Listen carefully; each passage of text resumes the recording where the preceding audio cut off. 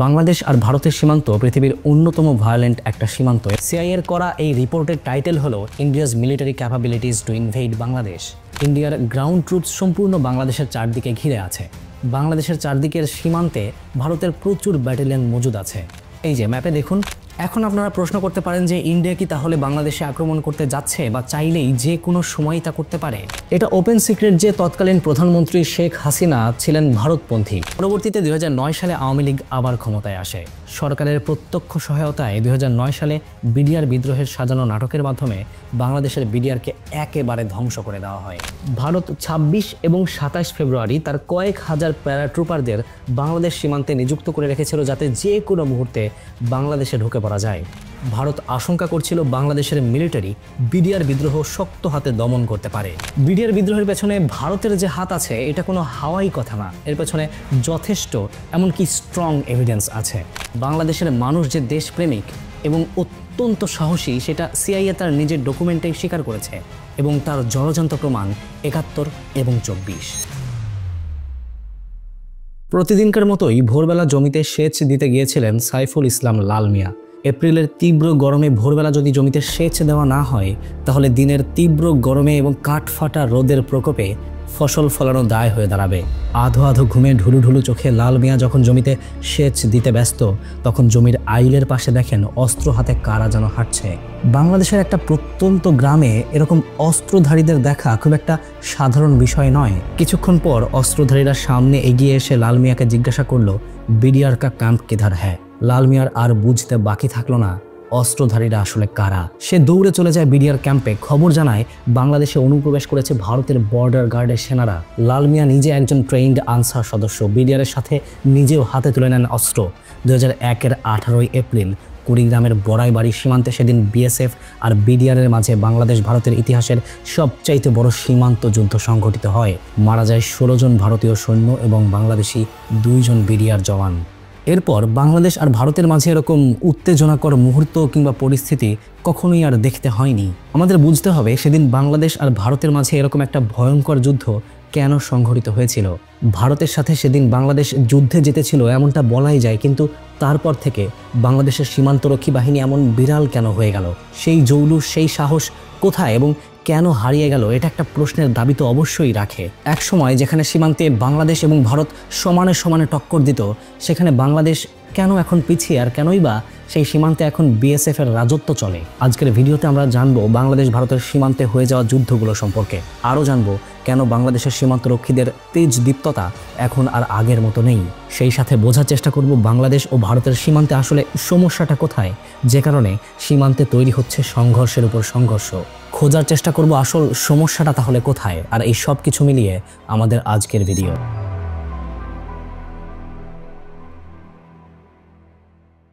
আজকের ভিডিওটা সাম্প্রতিক সময়ের জন্য অনেক ইন্টারেস্টিং এবং একই সাথে ভীষণ গুরুত্বপূর্ণ। আমরা সেই গুরুত্বপূর্ণ আলোচনায় অবশ্যই যাব, কিন্তু তার আগে ধন্যবাদ দিতে চাই আমাদের আজকের ভিডিওর স্পন্সর এসআর ড্রিম আইটিকে।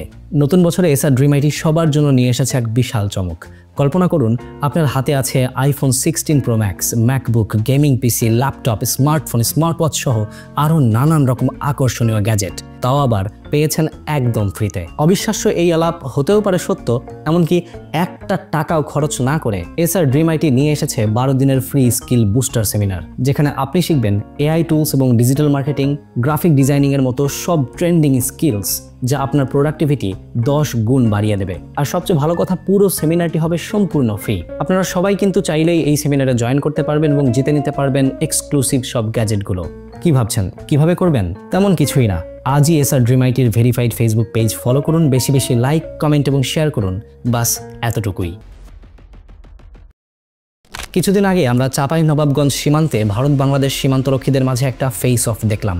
দেখুন, বাংলাদেশের সীমান্ত সংঘর্ষ আজকের কোনো নতুন বিষয় না। সেই দেশভাগের পর থেকেই বাংলাদেশ তথা তৎকালীন পূর্ব পাকিস্তানের সাথে ভারতের সীমান্ত নিয়ে হট্টগোল লেগেই আছে, যা আজ পর্যন্ত পুরোপুরি সমাধান হয়নি। এই সমস্যার হোতা আসলে ভারত বা বাংলাদেশের কেউই না। এই সমস্যার ক্রেডিট বেশিরভাগটা যায় জনাব রেডক্লিফের কাছে। ভারত বাংলাদেশের সীমান্ত, যেটাকে আমরা রেডক্লিফ লাইন নামে জানি, সেটা তৈরি করার দায়িত্ব পড়ে জনাব রেডক্লিফের হাতে। ব্রিটিশ ভারতের এই কর্মচারী আসলে ভারত পাকিস্তানের ডেমোগ্রাফি ও সামাজিক বাস্তবতা সম্পর্কে তেমন কিছুই জানতেন না। সুতরাং তিনি যে সীমান্ত এঁকে দেন তার মাঝে রয়ে যায় প্রচুর গোজামিল। গভর্নর জেনারেলের কাছে সাবমিট করা রেডক্লিফের ফাইনাল রিপোর্টে তিনি নিজেই লিখেছেন, I have done what I can in drawing the line to eliminate any avoidable cutting of railway communications and of river systems which are of importance to the life of the province. But it is quite impossible to draw a border under our terms of reference without causing some interruption of this sort. And I can only express the hope that arrangements can be made and maintained between the two states that will minimize the consequences of this interruption as far as possible. অর্থাৎ Radcliffe নিজেই জানতেন যে এই বর্ডারটা আসলে সঠিক না। ভবিষ্যতে গিয়ে এই লাইন বা বর্ডার নিয়ে বিরাট একটা দাঙ্গা হাঙ্গামা হবে, এটাও তিনি স্পষ্ট এবং পরিষ্কারভাবে বুঝতে পেরেছিলেন। পাকিস্তান আমল থেকে আজ পর্যন্ত সীমান্তের সংঘর্ষ তাই হয়ে গেছে আমাদের জন্য নিত্য নৈমিত্তিক একটা বিষয়। দুই একদিন পরপরই খবরে শোনা যায় সীমান্তে মানুষ হত্যার খবর। হিউম্যান রাইটস অর্গানাইজেশনগুলোর তথ্য মতে 2000 সাল থেকে 2019 পর্যন্ত প্রায় 1024 জন বাংলাদেশিকে সীমান্তে হত্যা করেছে ভারতের বিএসএফ। আরও হাজার হাজার জন হয়েছে গুম, অত্যাচার এবং রেপের শিকার। বাংলাদেশ আর ভারতের সীমান্ত পৃথিবীর অন্যতম ভায়োলেন্ট একটা সীমান্ত এবং এর দায়ভার অনেকটা এবং পুরোপুরি রেডক্লিফের ঘাড়েই বর্তায়। যখন ভারত পাকিস্তানের বর্ডার আঁকা হচ্ছিল তখন এই অঞ্চলের মানুষের ডাইভার্সিটির কারণে অ্যাকুরেট বর্ডার আঁকা ছিল খুবই জটিল একটা কাজ। জাতিগত ভিন্নতা, ধর্মীয় ভিন্নতা, গোত্রগত ভিন্নতা ইত্যাদি নানা বিষয়ে আসলে কাজটাকে আরও অনেক বেশি কমপ্লেক্স করে দেয়। ভারত পাকিস্তানের বিভাগটা হয় আসলে মূলত ধর্মের ভিত্তিতে। একদিকে মুসলিম মেজরিটি পাকিস্তান আর একদিকে Hindu majority Bharat. Radcliffe commission এখানে একটা চরম ভুল করে। জনাব রেডক্লিফ দুই ধরনের ম্যাপ তৈরি করে। একটা ম্যাপ ধর্মের ভিত্তিতে এলাকা নির্ধারণ করে দেখা হয় যে কোন এলাকায় হিন্দু বেশি আর কোন এলাকায় মুসলিম, আর আরেক প্রকারের ম্যাপ যেটাকে ইন্ডেক্স ম্যাপ বলা হয় সেটাতে একদম মূল বর্ডারগুলো আঁকা হয়। যেহেতু ধর্মের ভিত্তিতে দেশভাগ হচ্ছে সুতরাং এই দুই প্রকার ম্যাপেই তো একটা সামঞ্জস্যতা থাকার কথা, তাই না? কিন্তু না, সামঞ্জস্যতা ছিল না। রেডক্লিফের দুই প্রকারের ম্যাপেই দেখা যায় প্রচুর বিচ্যুতি। একটু খেয়াল করে দেখবেন, মুসলিম মেজরিটির মুর্শিদাবাদ, মালদা এবং উত্তর দিনাজপুরের মতো জায়গাগুলোকে তো হিসাব মতে পাকিস্তান তথা বর্তমান বাংলাদেশে দেওয়ার কথাই ছিল, তাই না? কিন্তু এরকমটা হয়নি। এরকম অনেক ক্ষেত্রে হয়েছে যে কোনো জায়গা মুসলিম মেজরিটি হওয়ার পরেও ভারতের অংশ বানানো হয়েছে, এবং এমনটা হয়েছে অনেকাংশে ভারতের যে পলিটিশিয়ান ছিল তাদের অনেকটা লবিং, এমনকি আমরা দেখতে পাচ্ছি যে তারা রীতিমতো প্রেশারও দিয়েছিলেন। মিস্টার রেডক্লিফের এইসব গোজামিলের কারণে বাংলাদেশ ভারত সীমান্ত নিয়ে কখনো একমত হতে পারেনি কেউ। ফলশ্রুতিতে পূর্ব পাকিস্তান থেকে এখন অবধি বাংলাদেশ হয়ে যাওয়ার পরেও সীমান্তে বিরোধের কোনো থামাথামি তো নেই, বরং চলেই যাচ্ছে প্রতিনিয়ত। 47-এর দেশভাগের পর থেকে এখন অবধি প্রায় 6টি বড়সড় সংঘর্ষ হয়েছে আমাদের ভারত বাংলাদেশ সীমান্তে, যার মাঝে 3টি হয়েছে স্বাধীনতার পর। তবে এগুলো হলো বড় বড় ঘটনা। ছোট ছোট ঘটনাগুলোকে যদি আমরা লিস্টে যোগ করতে চাই তাহলে সংখ্যাটা 50 ছাড়াবে। আমাদের ভিডিওর চ্যাপ্টার 1 এবং 2 এর অনেক তথ্য নেওয়া হয়েছে অমিত রঞ্জনের লেখা ইন্ডিয়া বাংলাদেশ বর্ডার ডিসপিউটস বইটা থেকে, এবং এই ব্যাপারে বিস্তারিত জানতে তাই এই বইটা আপনারা ঘেঁটে দেখতেই পারেন। ভিডিওর একেবারে শুরুতে 2001-এ হওয়া বড়াইবাড়ি সীমান্ত সংঘর্ষ নিয়ে আলোচনা করেছিলাম। এটা ছিল বাংলাদেশ ভারতের মাঝে হওয়া শেষ বড় কোনো সীমান্ত সংঘর্ষ।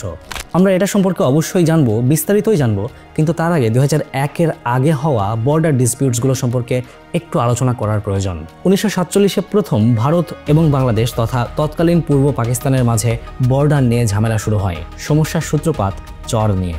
গঙ্গা নদী থেকে উৎপন্ন ইসামতি ও মাথাভাঙা নদীতে শীতের মৌসুমে চর জাগে। এছাড়াও ভূতাত্ত্বিক কারণে এই নদীর প্রবাহপথ কিছুটা পরিবর্তন হয়ে যায়, ফলে চর নিয়ে তৈরি হয় দুই দেশের মাঝে দ্বন্দ্ব।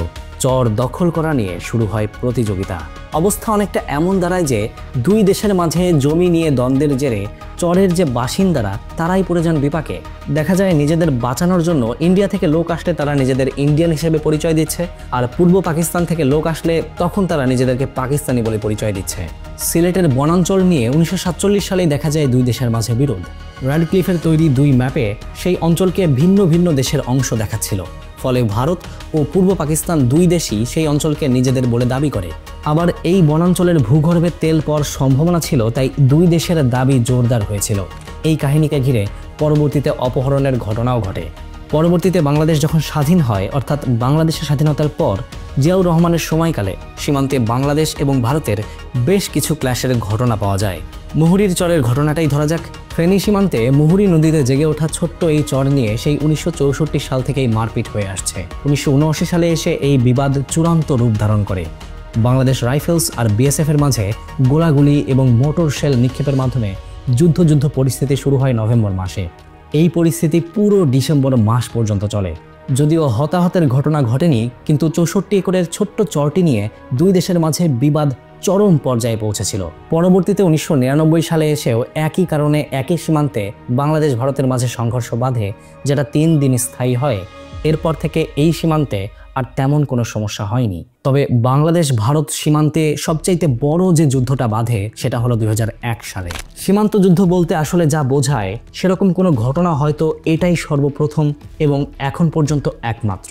ভিডিওর শুরুতে এই সংঘর্ষের একটা ঘটনা দিয়েই আমরা ভিডিওটা শুরু করেছিলাম। 2001 সালের 18 এপ্রিল কুড়িগ্রামের বড়াইবাড়ি সীমান্তে এক ভোরবেলায় ঘটে যায় এমন এক ঘটনা যা বাংলাদেশের প্রতিরক্ষার ইতিহাসে সোনার অক্ষরে লেখা থাকবে। সেদিন সকালে স্থানীয় কৃষক সাইফুল ইসলাম লাল মিয়া তার জমিতে সেচ দিতে গিয়ে দেখেন তা যেন সরাসরি সিনেমার চিত্রনাট্য। ধান খেতে সশস্ত্র কিছু মানুষ ঘোরাঘুরি করছে। তারা তাকে হিন্দিতে জিজ্ঞাসা করে, বিডিআর ক্যাম্প কিধার হ্যাঁ। মুহূর্তেই লাল মিয়া বুঝতে পারেন এরা ভারতের সীমান্তরক্ষী বাহিনী বিএসএফ এর সদস্য। চুপচাপ নিজের হাতে থাকা সেচের যন্ত্রটি ফেলে প্রাণপণে দৌড়ে তিনি খবর পৌঁছে দেন বিডিআর ক্যাম্পে।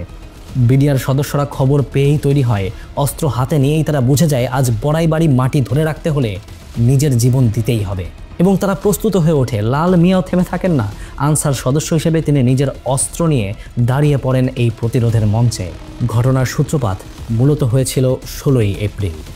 বাংলাদেশের স্থানীয়রা এবং বিডিআর সদস্যরা ভারতের মেঘালয়ের বর্ডার সংলগ্ন সিলেটের পাদুয়ার বাজারে একটি বিএসএফ আউটপোস্টে হামলা করে। তাদের দাবি ছিল 1971 সাল থেকেই অবৈধভাবে এই গ্রাম দখল করে রেখেছে ভারত। সেদিন 70 জন বিএসএফ সদস্য বাংলাদেশের কাছে আত্মসমর্পণ করে ভারতে ফেরত যেতে বাধ্য হয়। এই লজ্জাজনক পরাজয়কে ঢাকতেই বড়াইবাড়ি সীমান্তে ভারতীয় বিএসএফ সৈন্যরা অ্যাটাক করে।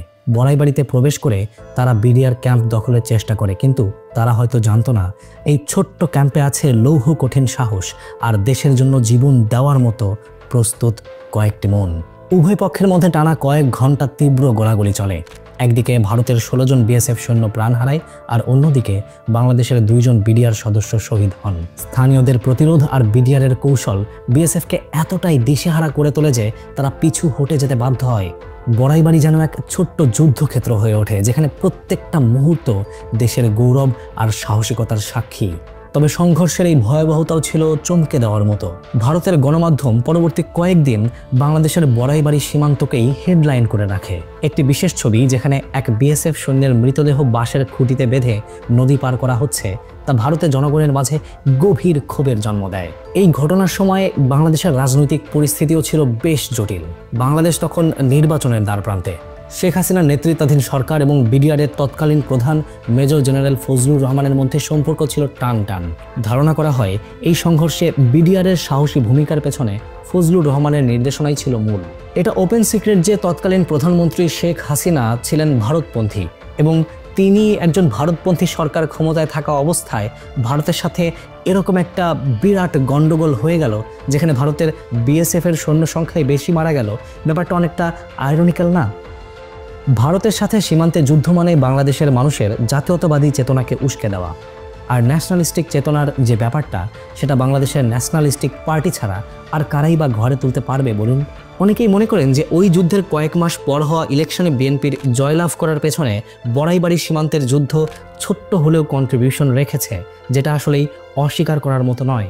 বড়াইবাড়ির ঘটনায় ভারত পরাজিত হলো, বিএনপি ইলেকশন জিতলো, আওয়ামী লীগের পপুলারিটি কমলো, কিন্তু ঘটনা এখানেই শেষ না। পরবর্তীতে এই যুদ্ধের যে হার, তার একটা বদলা ভারতে নিয়েছিল, এমনকি পঙ্গু করে দিয়েছিল বাংলাদেশের বর্ডার গার্ড বা সীমান্তরক্ষী বাহিনীকে।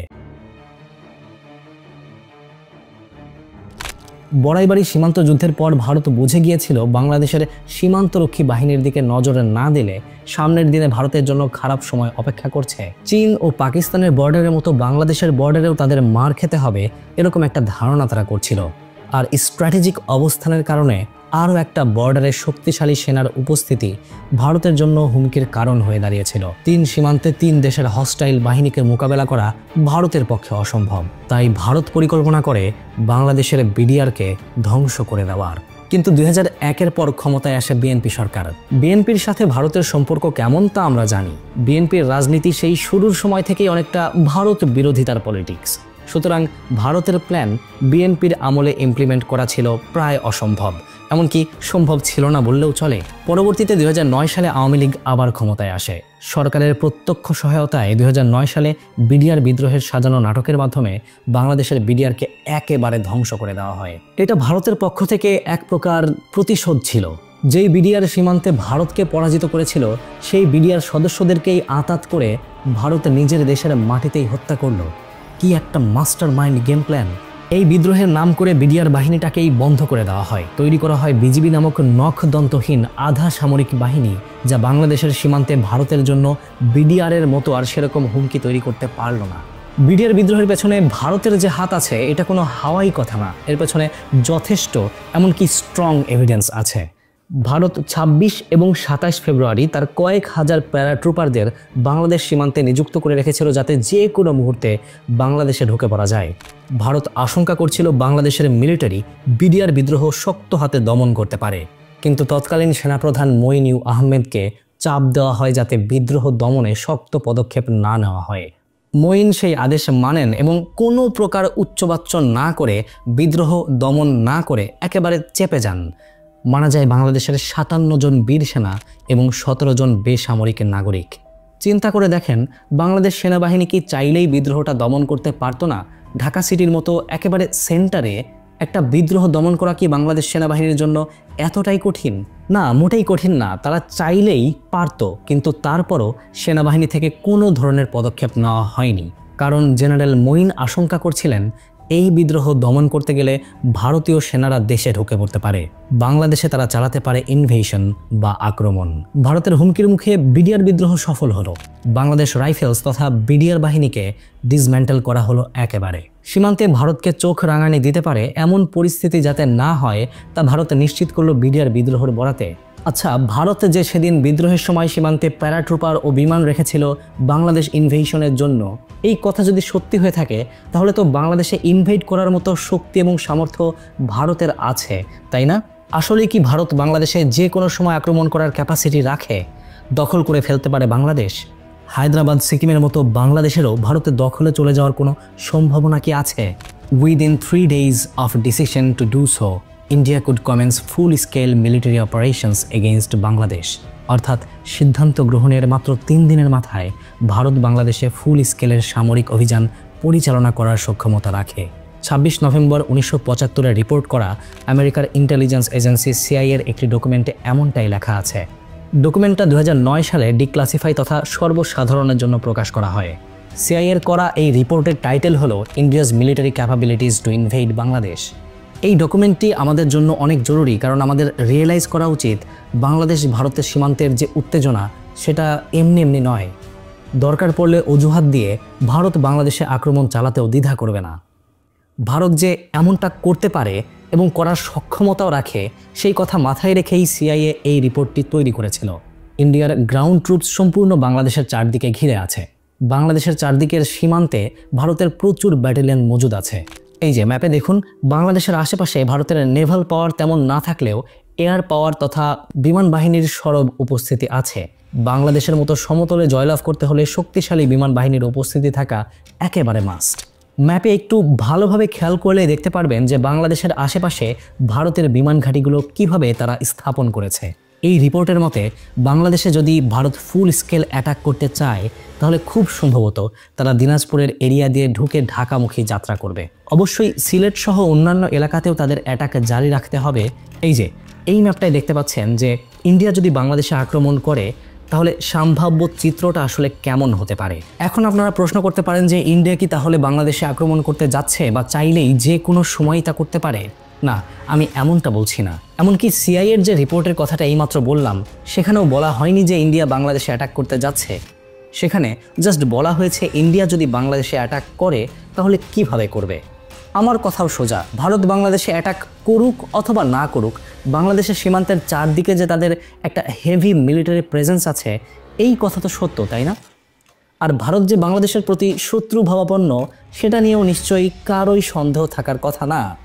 একটা শত্রু ভাবাপন্ন রাষ্ট্র যখন বাংলাদেশের সীমান্তে মিলিটারি নিয়ে বসে থাকে, 2 দিন পর পর বাংলাদেশের মানুষকে নির্বিচারে সীমান্তে হত্যা করে, তখন আমাদের হাত গুটিয়ে বসে থাকার কোনো মানে কি আসলে হয়? বাংলাদেশের সার্বভৌমত্ব রক্ষা এবং দেশের নিরাপত্তার স্বার্থে বাংলাদেশের উচিত সীমান্তে আরও জোরদার ফোকাস করা। তবে এর জন্য অবশ্যই বিজিবির সক্ষমতা বাড়াতে হবে। কারণ দেশের মধ্যে বিরাট একটা শক্তিশালী সেনাবাহিনী রেখে লাভ কি যদি সময় মতো সীমান্তেই সাপোর্ট দেওয়ার যোগ্য লোক না পাওয়া যায়? সীমান্তে বাংলাদেশের ইতিহাস বীরত্বের। ভারতের সাথে বড়াইবাড়িতে, মিয়ানমারের সাথে নাফ যুদ্ধে বাংলাদেশের সীমান্তরক্ষীরা সাহসিকতার পরিচয় দিয়েছিল। সেই সিলসিলা পলিটিক্যাল বা অন্য যে কারণেই হোক শেষ 15 বছরে নষ্ট হয়ে গেছে। এখন আমরা সীমান্তে মার খাই আর আমাদের মানুষেরা মারা যায়। ফেলানির কাঁটাতারে ঝুলে থাকার চিত্রটা অবশ্যই মনে আছে আপনার। দেখে যেন মনে হচ্ছিল বাংলাদেশিদেরকে পাখির মতো গুলি করে রাখা যেন সত্যিকারেই এক প্ল্যান্ড নীল নকশা। কিন্তু এর থেকে পরিত্রাণের উপায়টা আসলে কি? অনেকটা ঐতিহাসিকভাবেই বাঙালি বীরের জাতি। 1971-এর যুদ্ধে আমরা তা প্রমাণ করেছি। 24-এ এসে আমরা দেখেছি কিভাবে দেশকে স্বৈরাচারমুক্ত করে স্বাধীনতা ছিনিয়ে আনতে হয়। অত্যাচারীর মার খেয়ে চুপ করে বসে থাকার বান্দা আমরা নই। সেই মার দেশের অভ্যন্তর থেকে আসলেও আমরা যেরকম সরব হব, বাইরে থেকে আসলেও আমাদের রিয়াকশন হবে same to same. It is as it is. Bangladesh 24-এর অভ্যুত্থানের পর এক নতুন দিগন্তের সামনে দাঁড়িয়ে আছে। সংস্কার কমিশনের মাধ্যমে ঘুণে ধরা সিস্টেমটাকে পরিবর্তন করার চেষ্টা চালানো হচ্ছে। দক্ষিণ এশিয়ায় বাংলাদেশ সিগনিফিকেন্ট হওয়ার চেষ্টাও করছে। আঞ্চলিক শক্তি প্রকাশ করার যে চেষ্টা নব্য বাংলাদেশ করছে, তা কোনো দিনই বাস্তবায়ন হবে না যদি পার্শ্ববর্তী দেশ ভারতকে মোকাবেলা করার ক্ষমতা না থাকে। দেশকে সুরক্ষিত করার জন্য তাই সীমান্তে প্রয়োজন কঠোর নজরদারি। প্রথমেই যেই কাজটা করতে হবে তা হলো বিজিবিকে আধা সামরিক থেকে পরিপূর্ণ সামরিক বাহিনীতে রূপান্তর করতে হবে, অথবা বিজিবিতে পর্যাপ্ত সংখ্যক সামরিক নেতৃত্ব এবং সামরিক যোদ্ধা ঢোকাতে হবে আর্মি, নেভি, এয়ারফোর্স থেকে। বাংলাদেশের প্রতি বাইরের যে কোনো দেশ থেকে হুমকিজনক যদি কোনো কিছু ঘটে থাকে তাহলে সেটা হবে সীমান্ত থেকেই। তাই সীমান্তে জোরদার করা প্রয়োজন। সীমান্তরক্ষী বাহিনীকে একেবারে পুরোপুরি প্রস্তুত করার প্রয়োজন। তাছাড়া সীমান্তে নির্বিচারে বাংলাদেশি হত্যার যে সিলসিলা শুরু হয়েছে তা বাংলাদেশের সার্বভৌমত্বের জন্য প্রশ্নস্বরূপ। সিআইএর সেই ডকুমেন্টে 2টা ভেরিয়েবলের কথা বলা হয়েছিল যা বাংলাদেশের জন্য জয়লাভ করার একটা বিরাট বাধা হয়ে দাঁড়াতে পারে। এর মধ্যে একটা হলো will of Bangladesh to fight, যেখানে বলা হয়েছে Bangladesh now would see the Indians as conquerors. The perception would enhance their will and determination to defend their homeland. It might also bring about greater unity within Bangladesh. বাংলাদেশের মানুষ যে দেশপ্রেমিক এবং অত্যন্ত সাহসী সেটা সিআইএ তার নিজের ডকুমেন্টেই স্বীকার করেছে, এবং তার জলজান্ত প্রমাণ 71 এবং 24। সীমান্তে ভারতীয় সেনাদের একাধিপত্য তুলনামূলক নতুন একটা ফেনোমেনা। এই একাধিপত্য রুখতে সীমান্তে শক্তিশালী সেনা মোতায়েন একমাত্র উপায়। রিসেন্টলি চাঁপাইনবাবগঞ্জে ভারতের আধিপত্যের বিরুদ্ধে বিজিবি এবং এলাকাবাসী প্রতিরোধ করেছে আমরা দেখেছি। জাতি হিসেবে এরকম প্রতিরোধ গড়ার মাধ্যমে আসলে আমরা আমাদের স্বকীয়তা বজায় রাখার দিকে আস্তে আস্তে পা বাড়াবো। আমাদেরকে 2001 সালের বড়াইবাড়ি সীমান্তের কথা মাথায় রাখতে হবে। সেদিন প্রতিশোধ নিতে এসে ভারতীয় বাহিনী হেরে গিয়েছিল, পরাজয় এবং গ্লানি নিয়ে ফেরত চলে গিয়েছিল। আমরা সেখান থেকে ইন্সপিরেশন নিয়ে নিজেদেরকে আবার নতুন করে পুনর্গঠন করতে পারি।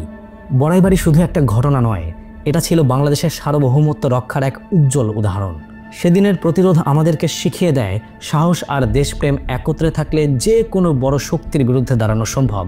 আজও বড়াইবাড়ি আমাদের মনে করিয়ে দেয় এই দেশের মাটি রক্ষার দায়িত্ব আমাদের সবার। এটা কেবল একটা স্মৃতি নয়, এটা একটা শিক্ষা, একটা প্রেরণা। বাংলাদেশের প্রতিরক্ষার ইতিহাসে বড়াইবাড়ি এক মহাকাব্যিক অধ্যায়, যা আমাদের ভবিষ্যৎ প্রজন্মকে জানিয়ে দেবে যে দেশপ্রেমের যে আগুন, এটাকে আসলে সহজে নেভানো যায় না।